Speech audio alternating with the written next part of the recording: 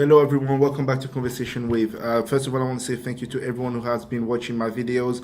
Thank you to anyone who has been supporting the video. Every support and every like and every comment and every shared actually means a lot. It shows that people actually care and people want to see more of the video. This week I'm going to be talking about Christian persecution. Last week I talked about Asia Bibi and the persecution that she received in her country. So if you want to know what's going on before this, I suggest that you go back, watch part 1 and watch part 2 later on. So we're just going to jump straight into it. Christian persecution actually started for 2,000 years, ever since Christianity actually became a thing. You know, Jesus Christ, the Son of God, actually was killed by the Roman Empire and the Pharisees, who actually claimed to be people of God. So it shows that Christian persecution doesn't just happen in stuff outside of let's say Christianity, but it can happen as well in Christianity itself. If I remember correctly, in the medieval time, in the Dark Ages, Christians were killing Christians. You know, you had Catholics and Protestants killing each other. So Christian persecution is not actually something that's outside of the norm of Christianity. It actually happens in home. But we're gonna talk about the full history of it. So after Jesus Christ died for 300 years, a lot of Christians were still being persecuted. So Emperor Galerius, on the 30th of April, 311 AD, signed an edict claiming that all Christians should actually go and have a place to pray in peace and not be persecuted against anymore, not be injured anymore, and anything that was taken away from them be given back to them. But the law wasn't actually implemented, as in made strong and affirmed, until 2 years after that edict was signed by both the Western Emperor Constantine I and the Balkan Emperor I forgot his name, Licinus. That's a strong name, Licinus. They both met in Milan and both signed an edict, which is now known as the Edict of Milan. And that edict actually stated that many Christians should, how they should get their stuff back and where it would be safe for them to go pray. And also, like we talked about in the Middle Ages, where a lot of Christians were actually killing each other because they were claiming, no, I'm the right Christian, no, I'm the right Christian. And it actually shows what happens when you don't have the right attitude when you go into Christianity, and when you don't do the things of God. If you just do the things of pride, you start acting like a human being and start killing your own brothers and your sisters, kind of like Cain did to Abel. But then when we move on to the 20th century, the Ottoman Empire, which is present-day Turkey, started committing genocides on the Armenian people. Around 300,000 Armenians died alone in that genocide. Ottoman, which is present-day Turkey, is actually where the first edict was signed by Galerius, which was back then known as Nicomedia.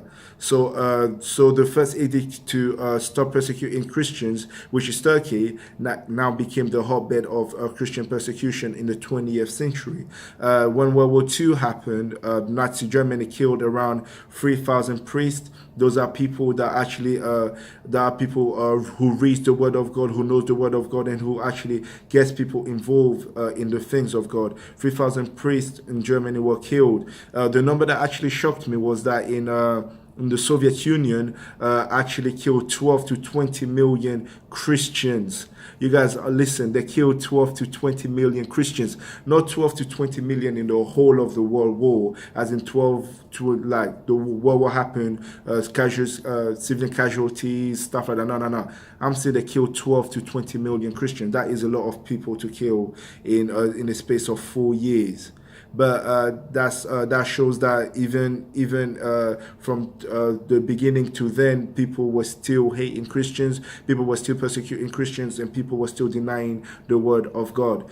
Even till this day, people are still denying the Word of God. In fact, there are 50 countries that are listed as a hotbed for Christian persecutions. The list goes from extreme to high. There is no low or medium space for it. It goes from extreme to high, and I'm going to be talking about those countries. The first three are North Korea, Afghanistan, and Somalia, and those countries actually everybody knows about them. Everybody knows North Korea just kills anyone. Afghanistan is predominantly Islamic country, and so is Somalia. But the countries that actually shocked me are the countries where people actually go to for touristic purposes.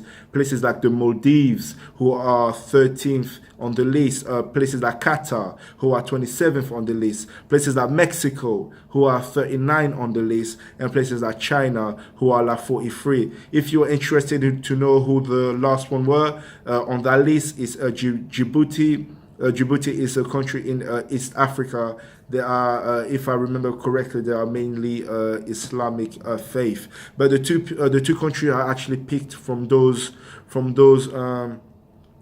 lists are Somalia and Mexico, because Somalia is predominantly Muslim and Mexico is predominantly Christian. And Somalia got around 11,392,000 people, and 10,000 of them claim to be Christians. The reason why I say claim to be Christian is if you're on the third list of Christian persecution, not a lot of people are going to be claiming to be Christians, and there's going to be a question about that kind of attitude at the end of this video. And the 39th, which is Mexico, got 130,223,000 people in their country, and in all that number, 124,869,000 are Christians, and those Christians are still being persecuted even though they're the majority. See, in Somalia the Christians are the minority, but in Mexico the Christians are the majority, and they're still being persecuted, and they're still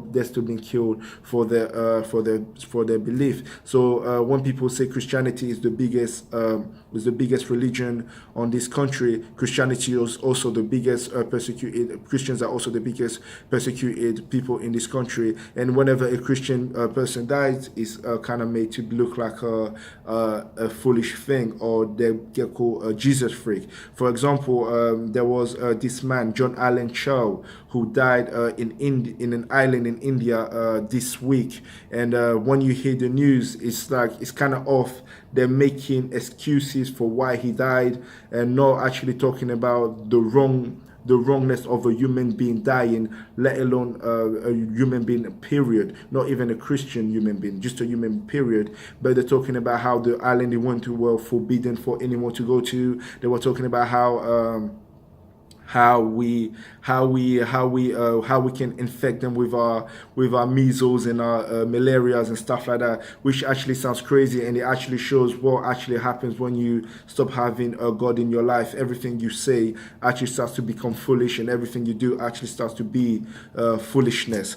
But I'm also going to be talking about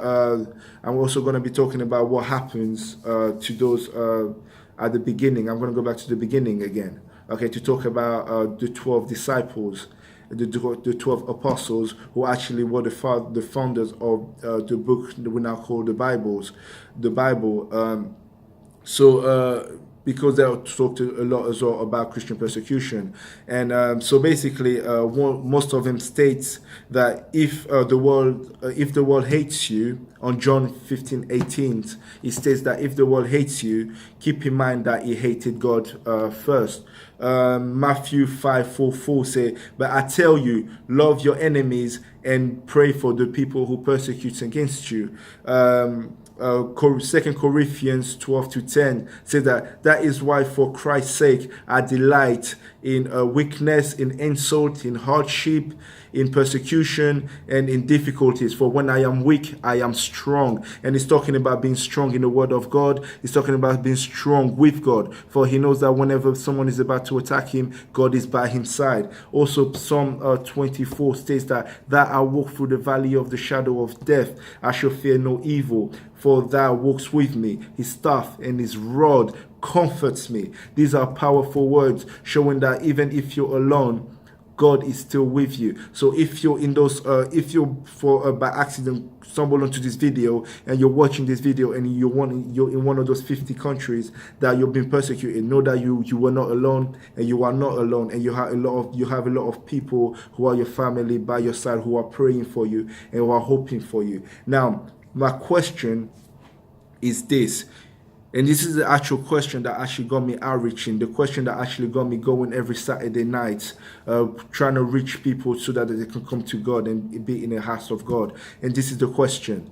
If you were the only Christian on this earth, if you were the only Christian in your city, if you're the only Christian in your town, would you still proclaim proudly with your chest out that you are Christian, or would you stay at home and let the word of God die with you?